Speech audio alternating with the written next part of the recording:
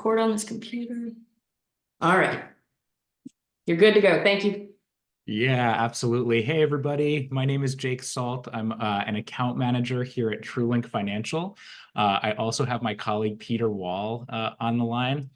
Hey, Peter, thanks for joining us. Peter is the Director of Fiduciary Services. I work on the card side of TrueLink, and we'll talk a little bit about what TrueLink is and what services we offer in a minute. But Peter's also on here as our Director of Fiduciary Services. More than 20 years of experience with trust administration at national banks and trust companies. And so as we're going through, if you have questions about the TrueLink cards, for me, I'm happy to help. If you have questions about trusts and how those work with TrueLink cards, Peter's also an expert. So we are thrilled to join you. So who are we and what do we do? Why are we on the call today? So as many of you all know, there are millions of adults out there today that need support managing finances, whether that's because there's complex medical challenges, or maybe there's a trust involved, like the case of many people on the call today. There's a ton of folks out there that need this kind of support. TrueLink was founded by a gentleman named Kai Stitchcomb and one of his partners. And Kai's grandmother actually had Alzheimer's. The family struggled to secure her independence while also ensuring she was financially protected. You know, they wanted to basically give her the ability to go to the diner and have lunch with friends, but not be at risk of financial exploitation. And when his family was looking for solutions, they found that there weren't any out there for people who were facing memory loss, who had addictions, who had special needs or mental health challenges. And so they decided, let's create something, right? And depending on the type of scenario that a person may face out there, they might interact with different types of financial caregivers. So TrueLink as a company, we're essentially a financial services company that helps people that support others with their finances. And that's kind of like from like the 5,000-foot level view. For those that might be brand new to TrueLink, we offer a number of different products and services. We have stored value or reloadable Visa debit cards that can be used to access funds from your special needs trust or supplemental needs trust account so that you can purchase what you need when you need it, rather than a trust manager having to make those purchases for you. If we have folks on the line that aren't beneficiaries, but might be trust managers or family members of beneficiaries, this card can be set up in a way where you or the beneficiary can make purchases at your favorite stores, online, or over the phone. But it's set up in a way that ensures that spending aligns with the unique rules of the established trust and any associated government benefits that might be involved. So that might mean a block on access to cash, for example, or other safeguards that surround allowable expenses, et cetera. So we're basically here to provide peace of mind for trustees and families, while also providing autonomy to beneficiaries and the independence to make purchases on their own without having to get trust managers involved. So that's enough about kind of TrueLink as a business. I think it's probably what makes the most sense is to actually show you around the TrueLink card. So the TrueLink card, like I said, is a stored value or reloadable Visa debit card. You can, let's see, can you still see my screen here? Anna, can you give me a thumbs up if you see our website? Yep, it's there. Awesome. So the TrueLink card is something that beneficiaries can hold. It's a reloadable Visa debit card, walk around and make purchases on their own at stores from the trust. And the whole thing is, the whole platform is managed online, right? So there's a web-based platform. There's also apps where you can access information. But I'll start by showing us what it would look like if you were a card holder or a beneficiary and you wanted to access information about your card, right? Because just like any other Visa cards out there, you should have the ability to sign in and see what you're spending on, right? See what your current balance is, or if there's rules set up on the card to align with the trust, you should be able to see what you can or can't spend on. So in addition to this web-based platform, which we have, truelinkfinancial.com, you click the login button and you get brought here. We also have an app You can also call our team or text our team 24/7 to find out information about your card. So if you were to use the web-based platform, you'd enter the last 4 digits of your TrueLink card number and click continue. You'd be asked to enter the last 4 digits of your social security number and your date of birth. And when you log in, you'll be brought to your dashboard, we call it. This is where you can see if you have a current balance. Looks like there isn't any right now. Somebody spent down. You can review recent transactions. And I'll show you what a transactions tab with transactions will look like in a little bit. But you can also download reports, just like any other Visa, debit, or credit card. You could download transaction reports, monthly statements. And down here, you can see the card settings in case you have questions about where the card will function or not function. Jake, if I might interject just for a second, if you could scroll back up just for a second to the reporting functionality. So for our beneficiaries who use TrueLink cards who are on SSI, for example, right? We're using the card, the trust officer or trust manager can use the card to provide spending money. However, you're still going to have to potentially report on them on your, redetermination for SSI benefits, for example, or Medicaid. And a lot of times, as many of us know on this call, the Social Security Administration may not necessarily ask for a perfect statement period. And so that's where you can do a specific date, statement and pull that yourself for SSI redetermination, as an example. So it doesn't have to be calendar end. It doesn't have to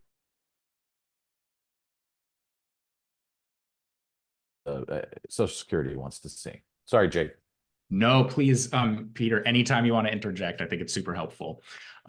Great. Coming down a little bit further, we've got, this is where you can see, again, where the card will or won't work. You'll see you have here, it looks like access to cash is blocked, probably to align with the trust. This is going to give you up to the minute, up to the moment information on the card. So let's say that there's an emergency and maybe there's maybe one of these locations is blocked, grocery stores, for example, because generally the beneficiary shouldn't be accessing food. But there might be an item at the grocery store that's needed. The trust manager is the person that's going to set up these kind of spending guidelines and categories. And so they have the ability in emergency cases to switch those. Let's say if you're going to turn in a receipt for something purchased at a grocery store that is an allowed item, but generally wouldn't be, the card couldn't work at a grocery store. So these are places you can see up to the moment guidelines on here. And if you ever have questions about them or need any shifts, your trust manager is the person to reach out to about that. Trust managers on the phone or other trustees will notice that here, these are not buttons. These are just displays showing how the card will or won't work. Now, for folks managing cards, they also have a login. And when they do, they have the ability, in this case, it looks like this is somebody that's a manager for a number of different trust beneficiaries. They can go to an individual's spending monitor. They also have access to the transactions tab to show recent transactions, et cetera. So everybody's got the same information and conversations are easy. But these are buttons. So we can block or allow different types of purchases as it supports the beneficiary and the any potential benefits that they might have. And I would say, Jake, if I may interrupt, the reason that there are sometimes restrictions on these cards for trust beneficiaries of Arc of Nova is quite frankly that SSI qualification.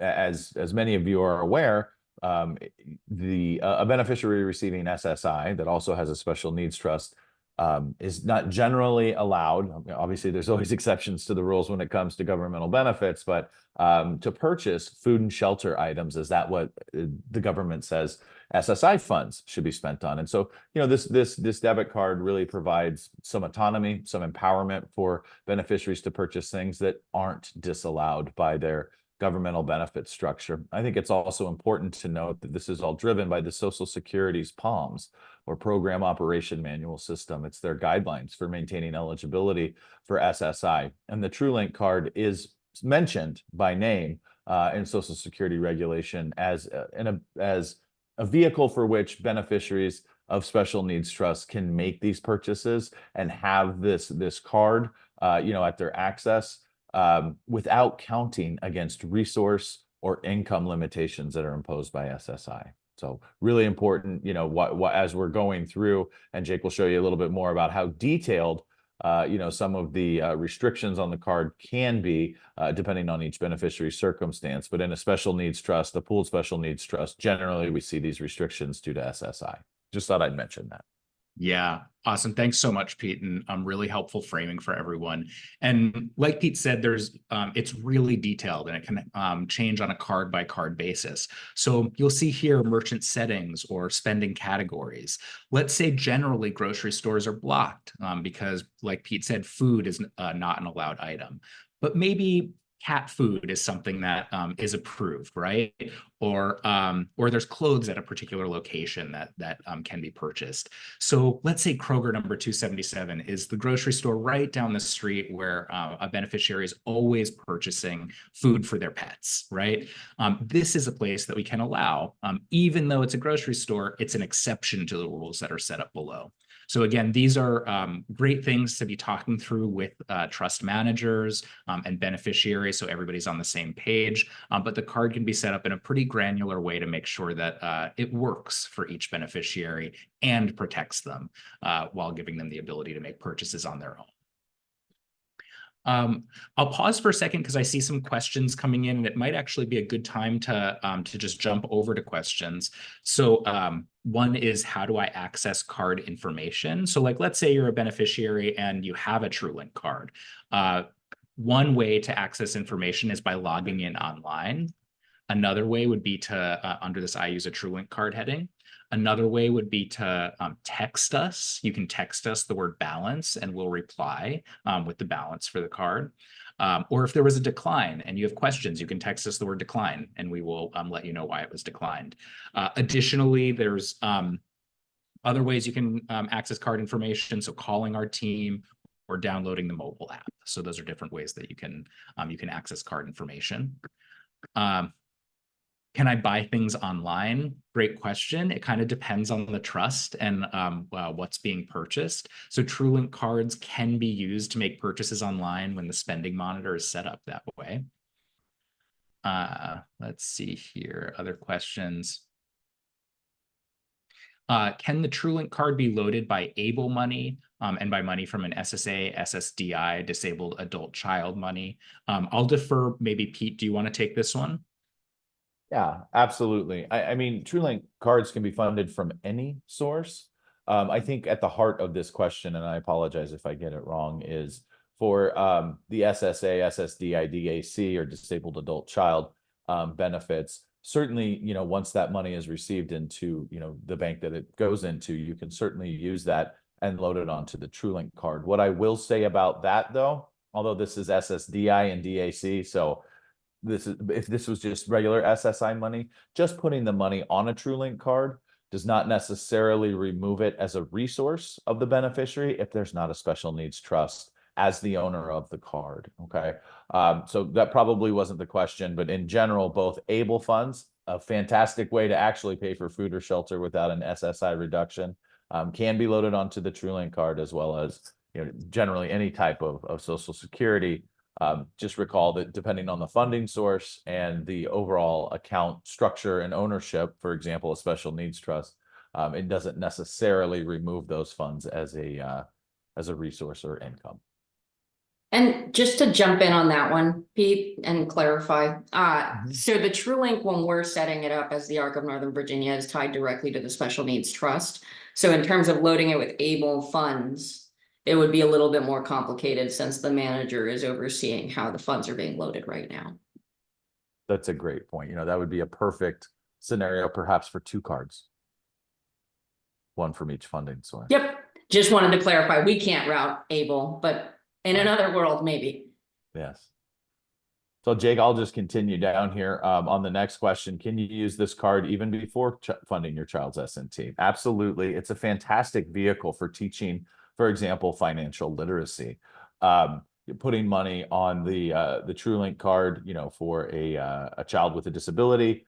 They can use it then to, you know, learn how to use credit cards. It's not a credit card, right? But debit cards and gain some modicum of financial independence and empowerment.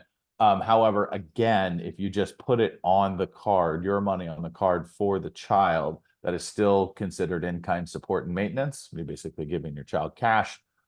Depends on how old they are, right? All these other rules start to get into it, but absolutely, it's a great tool for teaching financial literacy. Quite frankly, I think it's a great tool for anyone, whether they have a disability or not. My 15-year-old daughter has one, and you know, that way I can kind of keep track of her spending and help her out there.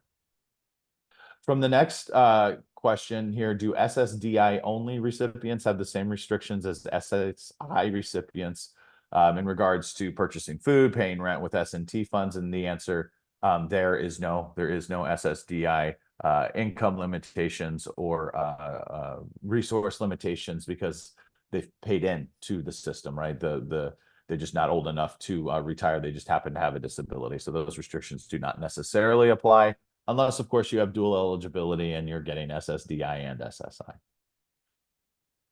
From Rihanna, how can a TrueLink card help protect the card holder from financial exploitation? I think this is a great one for you, Jake. Yeah, absolutely. There's a couple different ways, right? I think, you know, unfortunately, there's bad actors out there, right? Who take advantage of anyone with finances, right? So TrueLink cards can be used to protect against financial exploitation in a couple ways. First, we've got the spending monitor, right? So it's going to block things that are outside of what the trust has agreed to fund. So right off the bat, there's going to be these extra controls or limits set on the card. Additionally, the cards are backed by Visa zero liability fraud insurance. So what does that mean? Just like any other debit or credit card or Visa card out there, if the card fell into the wrong hands or even the card information was provided to a bad actor, if you see transactions that weren't approved or authorized by the card holder, you can file a dispute with TrueLink, and we'll do an investigation. If it turns out the card was used against the person's wishes, they are not responsible for those funds. So we do have insurance for that, Visa zero liability fraud insurance. So we protect against financial exploitation in that regard. If it happens, the beneficiary isn't on the line. I think that's a great point, and maybe I'd rather just, or excuse me, I'd like to hammer home, right, the oversight that the trustee, for example, or the parent of a child with a disability, or whomever is the ultimate, you know, card administrator, has visibility into what, you know, that beneficiary is spending on, and if things look a little strange, you know, if they're being, you know, exploited financially, then there's a second set of eyes over everyone there. Yeah, and on that note, actually, I think we talked a little bit about the spending monitor, but we didn't talk about the alerts features, which are available to trust managers and family members. So the alerts feature here is where you can learn about how the card is being used and if strange things are happening, right? So for example, transactions over a certain amount, let's say $150. If that's an unusual purchase amount size, you can get an email or a call when that's happening. Beneficiaries have the ability to sign in and see the types of spending. So if there's anything unusual, they can report it as well. And that's an important thing to note. Both beneficiaries and people managing trusts can call TrueLink to tell us if something weird is happening. Or deactivate accounts, right? You can always temporarily deactivate anything if something looks strange, right? The beneficiary or the trust manager has the ability to temporarily freeze the card. So if it is in the wrong hands, it can't be used anymore. Just adding on in terms of like the trust manager component, which is this card is loaded with a certain amount of money, and so there's not just unlimited access to whatever is associated with the trust account. It's set by through communication with the trust team on how much you would like on the card at any given time, and we can reload that on a monthly basis. Or for one-offs is the other option, but just so that's clarified as well, it's not unlimited access to the amount that's in the account. It's set based off of the requests that we receive.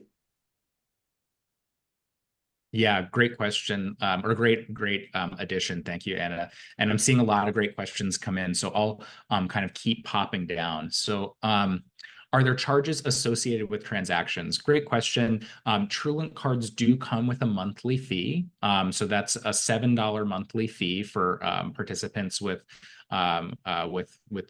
this organization, Arc of Nova,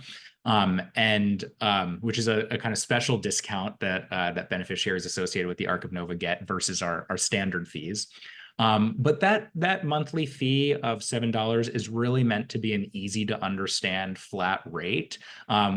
Unlike a lot of other cards out there, and I could name a few, but we don't have kind of predatory fees that are hidden, like per transaction fees, right? Or card loading fees, or declined transaction fees, things like that. We really want to make it an easy to understand kind of flat rate.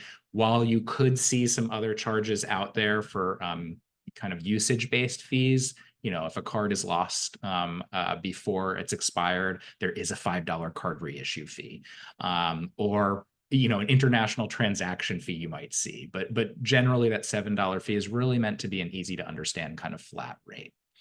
So no per transaction fees to address that question. Kind of going down a little bit further, lots of questions about the fees. So I hope that answered everybody's questions there. We had a question about, is the card going to clearly show beneficiaries if there's a limit that they have for the month, how much they've spent? So we have the ability, beneficiaries have the ability to log in and see what they've spent on. So while it might not say, you've spent $20 of your $50 budget or $120 budget this month, it's a kind of easy to download or refer to reports that show what was spent and when on the card.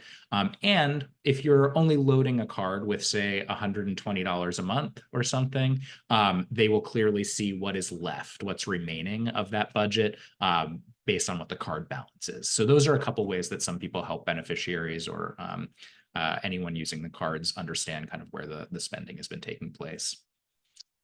For the director of trusts, how can I transfer funds from my special needs trust to the TrueLink Visa prepaid card? Great question. If somebody wants to take that one. So with the Arc of Northern Virginia, if you're trying to load, so in order to set up a TrueLink card, you would first reach out to our account coordinator, Allie Shelby, and she would request a budget just to get an idea of how you intend to use the card. There's an agreement that needs to be signed. And then once you have the card in hand or it's on its way, you would submit something called a disbursement request. You can have it be a one-time disbursement request, or it can be a recurring disbursement request. That's sent to Allie or to Kevin, our account manager. And that disbursement request would identify how much you're asking for us to load onto this TrueLink prepaid card. And so if it's a recurring on a monthly basis, we would deposit X amount of money. If it's a one-time disbursement request, we'll do it that one time, and then you would circle back with us to ask it for us to load again in the future. So that's how you get the funds over. So it's very similar to how a typical disbursement is processed. It's just instead of sending money to a payee, we're approving the funding of a TrueLink card. Yeah, great questions. I see one here about, is it okay to put SSDI funds on this card? Got the thumbs up from Pete. Thank you. I think we kind of talked a little bit about that earlier. Looks like another question that was around the requests, but Anna, you just addressed that. And questions? Oh yeah, please. Actually, Jake. So I think, Lucia, what you're asking, is do all requests for funding from the S&T to the TrueLink card, do they have to go through Arc of Nova staff? And yes, I'm assuming I'm answering that correctly. You know, having ultimate discretion, the trustee, right, Arc of Nova, has to have ultimate discretion so that those funds are still considered trust funds on the card and then therefore don't count as income or a resource to the beneficiary, as it's a trust owned card with Arc of Nova having full discretion. Do you want to talk a little bit about online access, Jake? Yeah, Or- absolutely.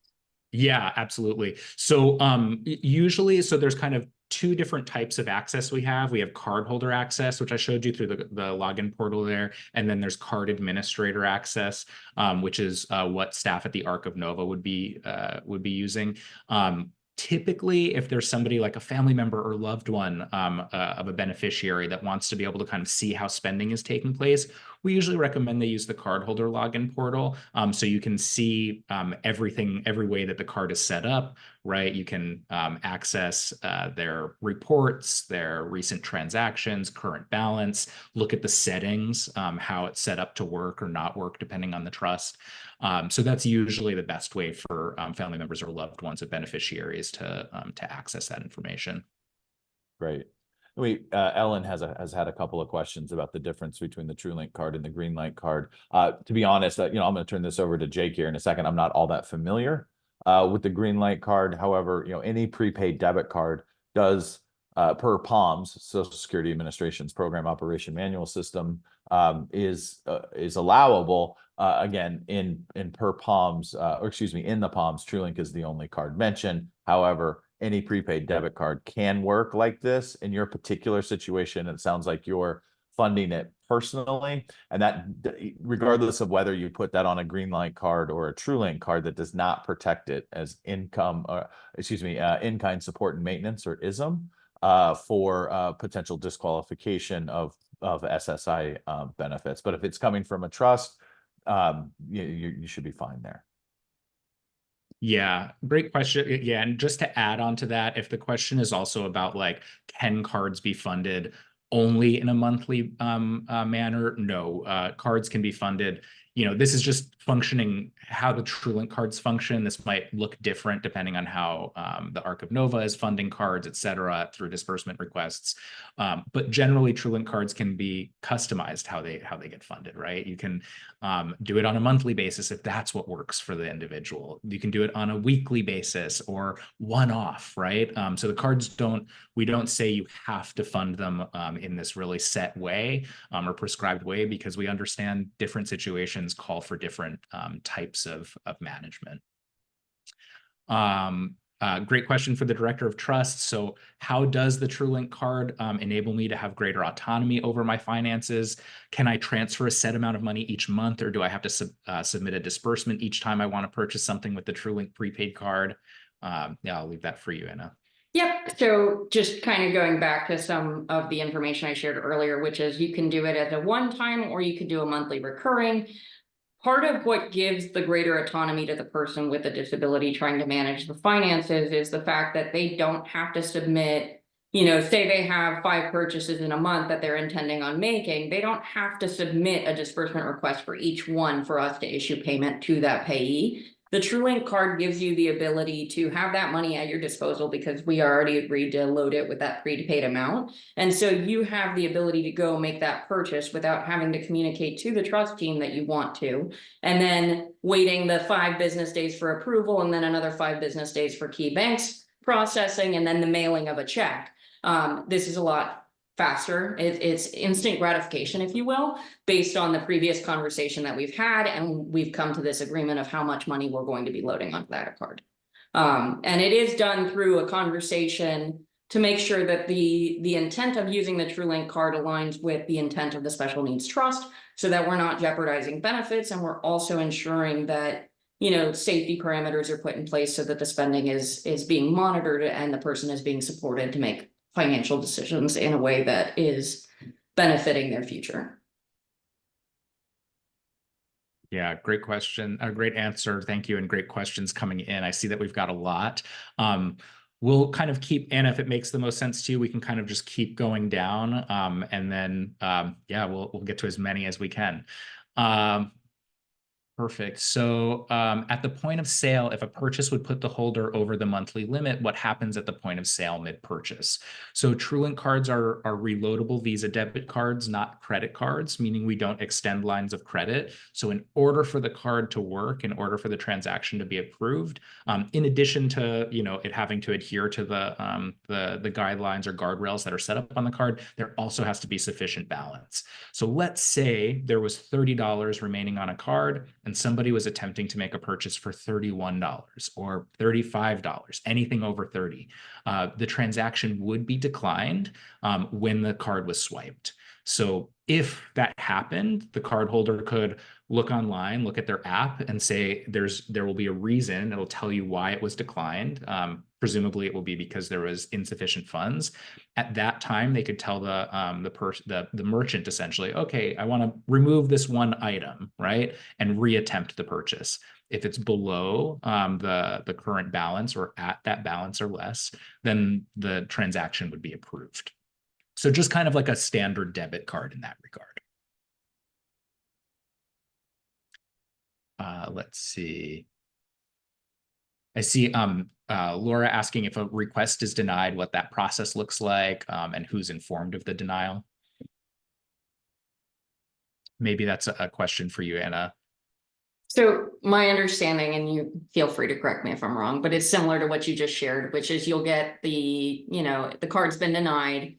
The process is you can contact the trust manager, ask what's going on. We'll likely go into the portal and see the same context of, there's insufficient funds. We'll have that conversation.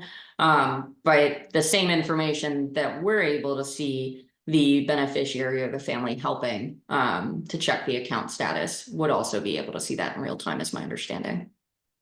I think the question, Anna, is more if a discretionary distribution request is denied. Oh, so that goes back to the disbursement form. Thanks, Pete. So when you share the disbursement request form where we're having that conversation of how much is being loaded to the card, if there's a concern, we're going to have a conversation of it. We try very hard not to deny requests. We'll have that conversation, make sure that everyone has the information at hand to understand if a denial was made, why it was made, and then see if we can work together to resolve the concern and get to a point where, say you're making the request for a TrueLink card, you have SSI and you're asking for $50 towards food. That would be denied. We can have a conversation. Hey, the $50 can't go towards food. Are there other expenses that you might have that would be more appropriate to use the TrueLink card for? So it's very similar to how you would typically go through the disbursement process within the special needs trust. The TrueLink doesn't necessarily change our process of reviews. Yeah, great question and answer. Thank you. I see here, what if we set up a separate TrueLink card for ABLE funds? And I see a couple questions actually about ABLE cards and ABLE funds. Would guardians do that directly with TrueLink and then use the online portal to decide spending amounts, limits, etc.? Yeah, I think, separating, because you're talking about two different funding sources. So if you do have a special needs trust and an ABLE account, a TrueLink card for each, if you're contemplating using, a prepaid debit card for either of those, having those separate is really important, actually, and is just because of public benefits and the rules and regulations, because you can spend, for example, for food and shelter out of an ABLE account without a potential SSI reduction, which you cannot do on the special needs trust side. So having those two separate accounts so that, God forbid, Medicaid or Social Security, takes an issue with that kind of spending, you can clearly delineate, hey, these funds came from ABLE, these funds came from the S&T. So I think that's a great idea. And then Jake, you want to tell them what our standard published fee is for not only just ABLE cards, but any sort of TrueLink card that isn't through the Arc of Nova. Yeah, outside of cards established with the Arc of Nova, the standard monthly fee is $12. However, with ABLE cards, that might look a little bit different. So TrueLink can be used, funded from an ABLE account. in addition to that, TrueLink is also the ABLE card provider for a number of states. And so there are some examples where, like, if your ABLE account is through Ohio, for example, you could see a reduced fee for the Ohio ABLE cards, which are actually, TrueLink cards essentially, or provided for ABLE. So if you have questions about like setting up an ABLE card, or you have questions about like whether it would make sense to do a TrueLink card outside of the Arc of Nova or an ABLE card, feel free to reach out to us. We'll have our contact information at the end of this, and we're always happy to kind of help you in that regard too. I should say that we're not the ABLE card provider for every state ABLE program, but we are for many. So each state might have a different kind of fee setup or structure for folks. But standard TrueLink cards are $12. Does the app allow for facial recognition to access account? Great question. As of today, I'll say that the cardholder app is actually relatively new. And as of today, what you'll need to enter the app or to verify your identity is your date of birth, the last 4 digits of the TrueLink card number, and the last 4 digits of your social security number. So those 3 pieces of information will be needed to access the app. Additionally, if like you can't open your smartphone without facial recognition or a passcode, then like by default, yes, it's kind of it's still going to use that because it's behind that lock. But to access the app from an open mobile device, those are the 3 pieces of information you'll need. What is the fee for an ABLE linked TrueLink card? Great question. Might be better addressed after the call. You can let us know what program your ABLE account is with, and we're happy to find that information for you. I think let's see. If I'm funding, okay, so this is a question about like, if I have a number of TrueLink cards, maybe one for a special needs trust and another using money not held in a trust, can I see both of these cards from the same login account? For beneficiaries that have multiple cards, you will need to log in using the last 4 digits of the card number. So it would be a matter of like logging in for each card to keep it separate. Great question.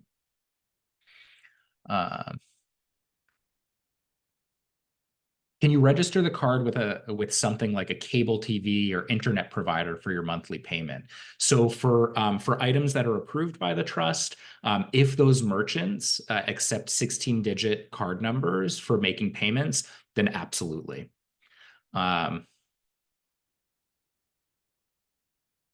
Yes. Okay, great questions. I think, Lucia, are you the ABLE card provider for Virginia? I actually have to do a little bit of research after we get off the phone. I will admit that I am not an expert in ABLE, but I will get with a member of our team that is, and hopefully we can, if you want to reach out to us either at support@truelinkfinancial.com, or I will put up our contact information here.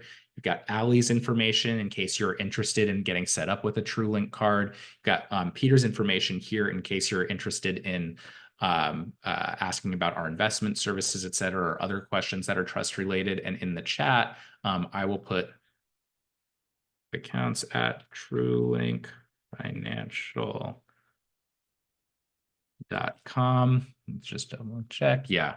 And so in the chat, this is going to go to host and panelists. We'll include that, if you don't mind, in our follow-up after the call to call participants my contact information in case you have additional questions. And that way we can also get back to you about ABLE card programs.